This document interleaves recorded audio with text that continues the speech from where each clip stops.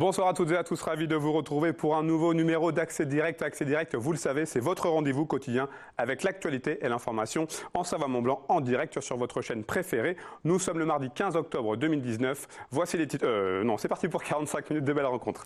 Au programme ce soir, je recevrai dans un premier temps Marie-Claire Barbier, vice-présidente de Grand Lac. Elle viendra nous présenter le plan climat mis en place par la communauté d'agglomération. Nous parlerons ensuite de l'empreinte bleue, un nouveau lieu destiné à la culture à Annecy avec Fabienne Aumont, la gérante. Et enfin, nous resterons dans le domaine de la culture avec le festival Rumilly en Seine. Mais avant toutes ces réjouissances, les titres du journal avec toi, Victoria. Salut Seb. Alors, clap de fin pour l'aérodrome de Sallanches. Tu y étais ce matin. Oui, alors peut-être clap de fin. En tout cas, le maire de Sallanches souhaite cette fermeture. On en a déjà parlé puisque c'est une bataille qui dure depuis le début de l'année. Là, il a décidé de démolir le hangar de l'aérodrome. Donc effectivement, ça pourrait vraiment sonner un coup d'arrêt pour l'aérodrome. Et puis les Bleus qui sont pleins d'ambition pour la nouvelle saison de sport d'hiver. Et oui, c'est toi, Seb, qui était à Paris ce lundi pour la présentation officielle des équipes de France de ski, de snowboard et de biathlon. On verra donc qui sont les forces en présence pour cette saison. Merci Victoria tout à l'heure pour le JT. Et on reste dans le domaine des sports puisqu'on va parler cyclisme avec le Tour de France 2020 qui a été dévoilé ce midi à Paris. Un tour qui s'annonce très très montagneux et qui dit montagne dit Pays de Savoie. Qui accueilleront deux étapes, Grenoble-Méribel et Méribel-La Roche-sur-Foron, avec notamment un nouveau passage sur le plateau des Glières. Je suis en ligne avec Sébastien Mort, le maire de La Roche-sur-Foron. Bonjour, bonsoir. Bonsoir. Alors vous êtes à la gare de Belleville, de Bellegarde, si je ne dis pas de bêtises, vous venez d'arriver de Paris. Oui, c'est ça, je viens J'imagine un maire très heureux ce soir. Ah oui, très très heureux. C'est une chose assez exceptionnelle pour la ville de La Roche-sur-Foron et puis pour le département de toute façon, puisque cette étape du plateau des Glières, elle est mythique. Elle a fait ses preuves il y a 2 ans et j'étais avec le président Monteil dans le train et on est ravis tous les deux de cette nouvelle opportunité et pour le département et pour la ville de La Roche. Alors pour la commune de La Roche, c'est une première, l'accueil du Tour de France ? Oui, c'est une première, effectivement, on ne s'y attendait pas, même si bien j'ai été informé il y a quelques mois, mais il a fallu garder le secret, ça a été difficile, mais on est très très content effectivement de cette première. Comment est-ce que vous avez fait pour séduire les gens d'ASO ? Ça a été un travail en partenariat avec le département, surtout parce que moi j'avais fait des demandes, on va dire informelles, pour le Critérium du Dauphiné-Libéré et le Tour de France. Et c'est à travers l'étape du plateau des Glières que les choses se sont décantées. Alors quel peut être, pour une commune comme la vôtre, l'impact du passage du Tour de France, donc ce qui implique la caravane, le peloton et puis les supporters, les gens qui vont venir acclamer les coureurs ? L'impact, elle va être extrêmement importante parce qu'il va falloir gérer le flux de personnes qui vont venir pour cette arrivée. Je rappelle, cette arrivée, elle est à 3 jours avant les Champs-Élysées, donc c'est une étape qui va être extrêmement importante et on espère peut-être avec le futur vainqueur du Tour sur le podium de la ville de La Roche. Donc il va falloir s'organiser, il va falloir mettre en place beaucoup d'animations pour que ça génère effectivement un afflux de monde sur le territoire, à court terme, mais aussi à moyen terme, faire découvrir notre belle ville de La Roche-sur-Foron. C'est une récompense selon vous ? Oui, c'est une belle récompense parce qu'on sait que beaucoup de communes cherchent à avoir le Tour de France sur leur territoire. Nous, on a cette chance fabuleuse de l'obtenir et effectivement, c'est une belle récompense pour la ville. Merci beaucoup Sébastien Mort, profitez de la soirée pour profiter de cette belle récompense. Merci pour votre activité en tout cas. Merci, je vous en prie. Bonne soirée. Bonne soirée à vous. Allez, on commence cette émission avec ma première invitée, Marie-Claire Barbier. Bonsoir. Bonsoir. Alors, vous êtes la vice-présidente de la communauté d'agglomération Grand Lac. Vous êtes donc là pour nous parler du plan climat qui va être lancé par cette communauté d'agglomération. La consultation publique concernant donc ce plan climat s'est terminée ce 15 octobre. Est-ce que vous avez déjà quelques premiers retours ? Alors, des retours, effectivement, on en a quelques-uns. On en a essentiellement donc, qui ont été transmis par les voies numériques, avec un retour plutôt positif sur les propositions que nous avons faites, qui d'ailleurs elles-mêmes sont tirées des propositions du public, puisque nous avons voulu mettre en œuvre une procédure la plus large possible et une concertation avec l'ensemble du public, l'ensemble des publics, que ce soit le monde économique, le monde associatif, les particuliers. Et en fait, notre plan climat, il prend en compte à peu près 130 actions. Et dans ces 130 actions, l'essentiel nous vient des 10 réunions de concertation que nous avons faites sur le territoire à ce sujet. Alors, est-ce que vous pouvez nous présenter en quelques mots, en quelques points, ce plan climat ? Alors, un plan climat, d'abord, c'est un document réglementaire. Hein. C'est la loi qui impose que les communautés d'agglomération de plus de 20 000 habitants mettent en œuvre, soit le chef de file finalement de cette réflexion et de ces actions qui doivent être menées pour inverser cette tendance. Hein, je rappelle quand même que pour les territoires savoyards, c'est plus 3,25 degrés en moyenne en 2018. Donc on est largement au-dessus de la moyenne nationale. Donc les changements climatiques, vous les ressentez au quotidien? Les changements climatiques, nous les ressentons au quotidien. Vous voyez également l'été qu'on a passé. Vous voyez ce qui s'est passé avec le typhon le week-end dernier au Japon. Vous voyez ce qui s'est passé ce matin sur la région de Arles. Donc aujourd'hui, je crois qu'on ne peut plus imaginer qu'on n'est pas dans le changement, l'évolution climatique. Donc ce plan, il se décline sous 6 grandes actions. Tout d'abord, l'exemplarité, puisque nous, collectivités, nous devons montrer l'exemple sur nos équipements publics. Ensuite, 2 points importants que sont l'habitat et le transport. Hein, ce sont les 2 gros consommateurs en matière énergétique. Donc, nous comptons consacrer sur la rénovation du bâti ancien une part importante du budget du plan climat, avec un soutien pour aider les particuliers à rénover leurs habitats, mais également travailler sur le neuf, hein, puisque tout ce qui est immobilier à venir dans les différents PLU, les plans locaux d'urbanisme que nous mettons en œuvre, nous avons prévu d'imposer 33%, 32% d'énergie renouvelable sur toute construction neuve, portée à 50% dans 5 ans. Donc là, c'est un réel effort, une réelle prise de responsabilité de la part des élus sur ce domaine-là. Sur la question du transport, on sait bien comment les choses doivent évoluer. Il faut axer nos actions sur la mobilité douce, puisqu'on sait qu'aujourd'hui, le vélo doit être un moyen à développer dans nos territoires. Surtout sur votre territoire, il y a ce qu'il faut. Sur le territoire de Grand Lac, on a quand même... aujourd'hui, en fait, on a des territoires sur lesquels le vélo est utilisé à titre de loisir, pour le tourisme, etc. Il faut qu'on le mette en œuvre au quotidien. Il faut qu'au quotidien, les gens puissent prendre leur vélo électrique. Aujourd'hui, c'est beaucoup plus facile de faire quelques kilomètres de plus plutôt que de prendre son véhicule. Le climat, c'est une problématique qui est au cœur, hein, vous l'avez dit, de vos préoccupations à Grand Lac depuis maintenant plusieurs années, notamment en termes d'urbanisation, encore de développement des énergies renouvelables. Oui, alors le développement des énergies renouvelables, c'est un des axes importants. On a de quoi faire, on a un peu de retard. Il faut qu'on mette un coup d'accélérateur sur le solaire.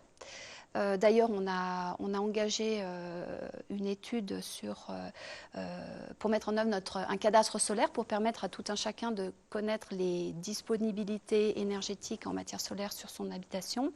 Mais on a aussi des sujets, on ne va pas s'interdire de penser éolien, pourquoi pas.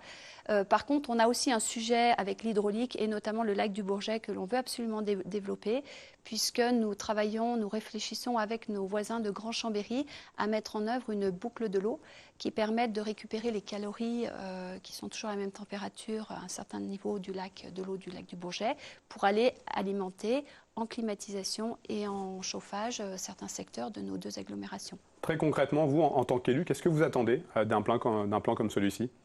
Alors, qu'est-ce qu'on en attend ou qu'est-ce qu'on doit impulser? Puisque très clairement, on a quand même la responsabilité, non pas seulement que de réfléchir, mais d'impulser. Je le redis, hein, l'agglomération est le porteur de ce plan climat, mais c'est chaque collectivité, chaque strate de population qui, d'une manière ou d'une autre, doit mettre un coup d'accélérateur sur cette réflexion. Tout simplement, ce qu'il nous faut, c'est inverser la tendance, hein. Je crois que c'est un principe de réalité aujourd'hui. Il faut inverser la tendance. Le président de l'Agglo, Dominique Dore, disait encore assez récemment, dans les années à venir, l'essentiel des investissements de nos agglomérations vont aller vers la transition énergétique. Vous sentez de la part de vos concitoyens cette volonté d'aller aussi dans ce sens? Oui. Je pense que tout le monde est prêt maintenant. D'abord, personne ne renie ce qui se passe. Et puis, il y a cette théorie du colibri où on se rend compte que chaque petite goutte d'eau est importante. Chacun à son niveau doit et est fait, doit faire en tous les cas ce qu'il faut en ce sens. Alors, un des autres objectifs de cette consultation publique, c'est aussi la rédaction d'une version corrigée de ce plan climat qui sera ensuite présentée au Conseil communautaire en fin d'année. Oui, c'est ça. Donc là, on en est, si vous voulez, à la concertation. En parallèle, nous avons aussi transmis ce projet aux autorités environnementales, puisque c'est d'usage, nous devons recueillir leur avis. Nous avons reçu un avis très favorable de leur part et elles ont estimé que nous avions mis en œuvre un document pragmatique avec des actions réalistes et donc c'est déjà un bon point pour nous. Dernière chose, quelles sont les prochaines grandes dates de l'agenda par rapport à ce plan climat ? C'est la fin de l'année, c'est-à-dire qu'effectivement le conseil d'agglomération devra se positionner définitivement sur le projet final et puis dès la fin de l'année on démarre, j'ai envie de dire on démarre, on est tous pressés de démarrer puisque ça fait 18 mois qu'on parle, qu'on réfléchit, qu'on écrit et maintenant il faut agir.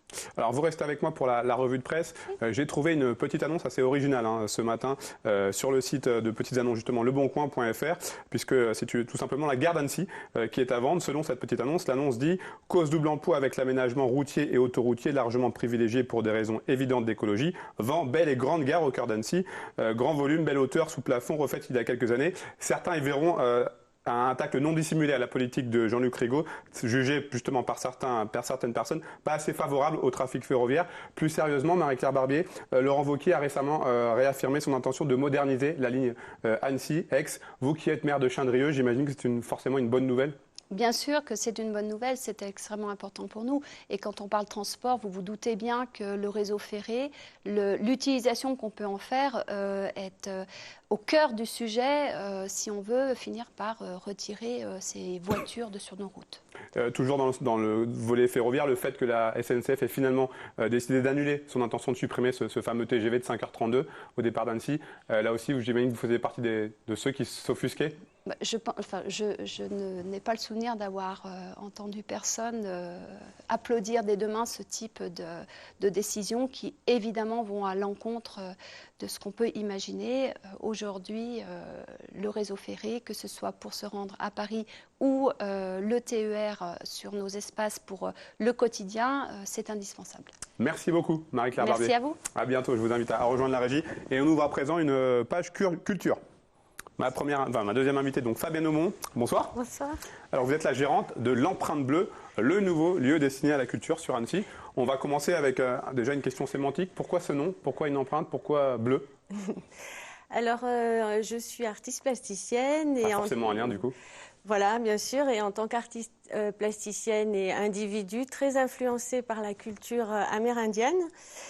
Et chez les Amérindiens, l'empreinte bleue, c'est la couleur de l'empreinte de l'âme. Et comme je suis une artiste de l'âme, ce nom est venu à moi pour nommer mon atelier. Alors l'empreinte bleue, qu'est-ce que c'est concrètement? Donc on l'a compris, un atelier, qu'est-ce que c'est? Comment est-ce qu'on peut le définir? Alors déjà, merci beaucoup de nous avoir accueillis ici. Donc l'empreinte bleue, c'est un lieu d'art, de créativité et d'exposition. Donc, où on a actuellement 2 résidents. Donc, moi-même, en tant qu'artiste plasticienne, je fais des sculptures, des calligraphies, etc. Et le collectif Caléis, dont je suis la directrice artistique également. Et je travaille donc avec 2 artistes qui travaillent avec moi sur les installations. Et Caléis conçoit donc des installations interactives, c'est-à-dire des œuvres d'art numériques qui, quand on les touche, racontent des histoires. En tout cas, nous donnent à écouter des citations d'auteurs, de poètes, de philosophes. C'est le principe de Caléis, donc qui est le 2e résident de l'Empreinte Bleue. Quel est l'objectif de l'Empreinte Bleue? C'est quoi? C'est développer cet art à la culture, cet accès à la culture? Déjà, le premier objectif, c'est de donner un espace à l'art dans Annecy. Déjà, de nous avoir un espace de création artistique, parce que c'est important pour des artistes d'avoir un lieu, un vrai lieu de création. C'est également d'exposer notre travail, de rencontrer des publics autour de notre travail, notamment pour Caléis, puisque ce sont des expositions beaucoup destinées à des bibliothèques et des médiathèques.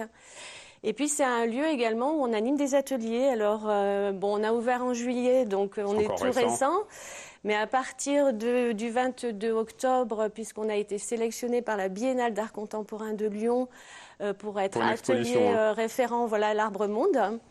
on va proposer effectivement des ateliers au public de peinture interactive et sculpture interactive. Voilà. Alors justement, par rapport à cette exposition, donc Arbre Monde, donc sélectionné pour participer au festival Résonance de la Biennale d'art contemporain de Lyon.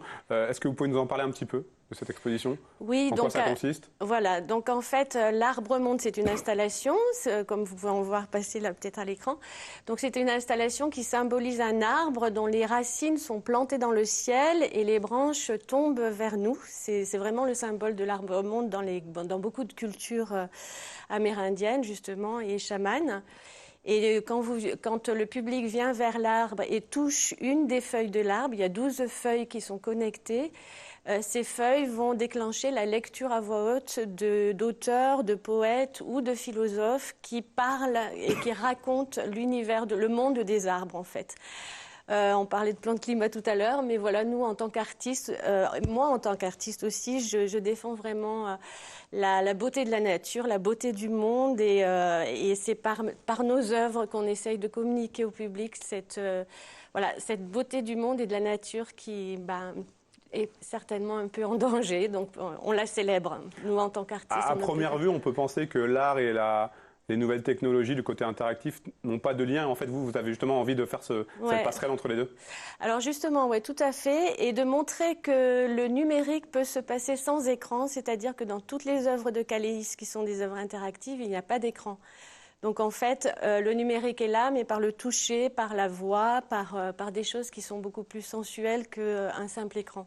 Alors pour revenir à cette exposition, j'imagine que le fait d'être sélectionné pour cette biennale d'art contemporain à Lyon, c'est une fierté pour vous? Bah oui, c'est une super récompense parce que ça fait depuis 2 ans qu'on travaille assidûment. Donc moi-même, Gilles Regade, qui est développeur numérique de ces expositions, et Christophe Lemoine, qui est musicien et sound designer au Petit Bornand. Je monte souvent chez lui pour aller faire... il a un studio d'enregistrement, donc on fait tous les enregistrements chez lui.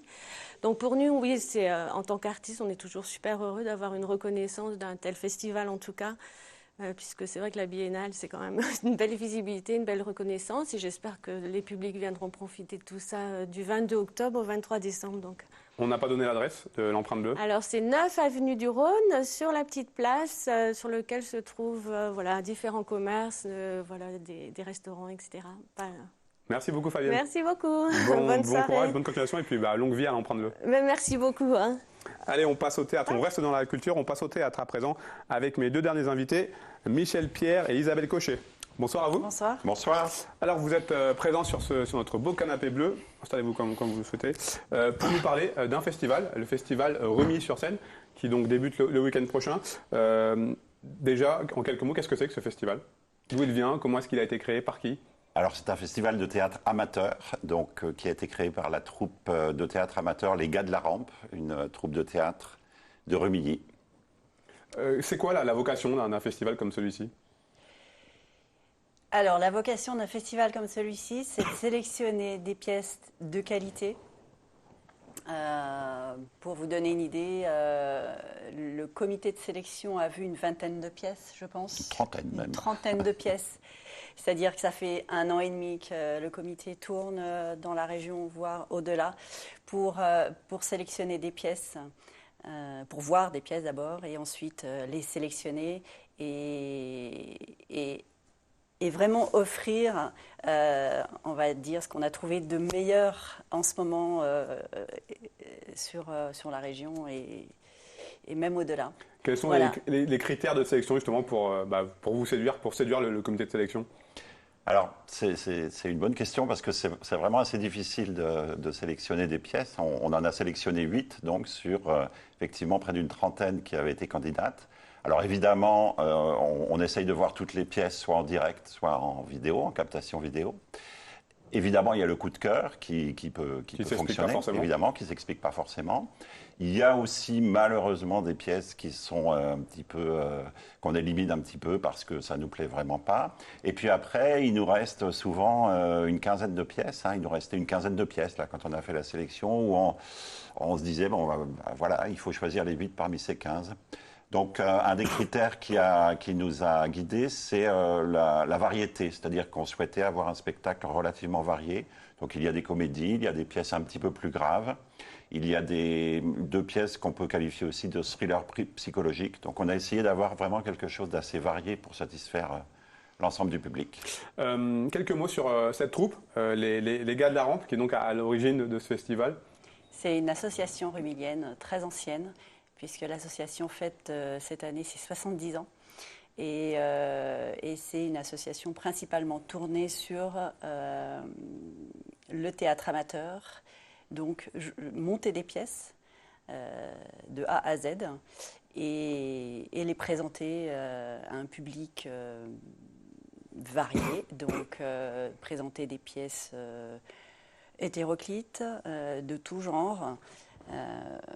Voilà, c'est une association donc ouverte à tous et toutes, personnes qui souhaitent jouer ou faire partie de la troupe pour faire de la mise en scène, du décor, du costume.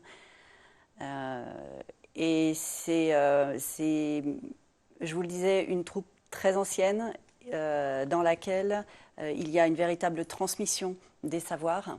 C'est-à-dire que les anciens sont là pour nous apporter leurs expériences. Et les nouveaux venus, eh bien voilà, c'est comme ça qu'on apprend. Il n'y a pas vraiment comment dire une transmission, quoi, effectivement. Oui, mais je veux dire, il n'y a pas de savoir à la base. C'est juste de l'apprentissage par transmission. Alors ce sera la deuxième édition, donc ça veut dire qu'il y a eu une première édition il y a 2 ans. Qui s'est bien passé, j'imagine qu'on arrive au deuxième numéro. On avait eu 6 pièces. La première édition, on a été un petit peu plus modeste puisqu'on avait invité 6 troupes sur un week-end. Et puis comme ça avait bien fonctionné, on s'est dit on va voir un petit peu plus gros. Donc on a fait cette année 2 week-ends, donc les 2 prochains week-ends, avec 8 pièces en tout qui seront jouées. Donc on a oublié de dire que c'était à Oscar, à Rubilly. Alors ce sont donc des troupes qui viennent donc de chez nous, mais aussi de France. Oui, un peu plus loin. Effectivement, on a les troupes qui viennent le plus loin. Il y a une troupe de la région parisienne, il y a une troupe qui vient de Nancy, une troupe suisse également. Et puis sinon, c'est Savoie ou de Savoie, quoi. Mais on a effectivement 3 troupes qui viennent d'assez loin. Alors concernant les gars de la rampe, plusieurs scénettes qui vont être proposées sur ces 2 week-ends. Voilà. C'est des petites scénettes que l'on a travaillées, qui ont été jouées une fois pour l'instant, et qu'on va proposer, pas sur la scène du festival, mais dans les locaux d'Oscar, et qui vont être des petites mises en bouche sympathiques. C'est des scènes qui vont durer une dizaine de minutes, avec un fil conducteur qui est la relation de couple. Très important. Il y a beaucoup de choses à dire, on va dire. Quel retour vous avez eu de la première édition? Positif, j'imagine?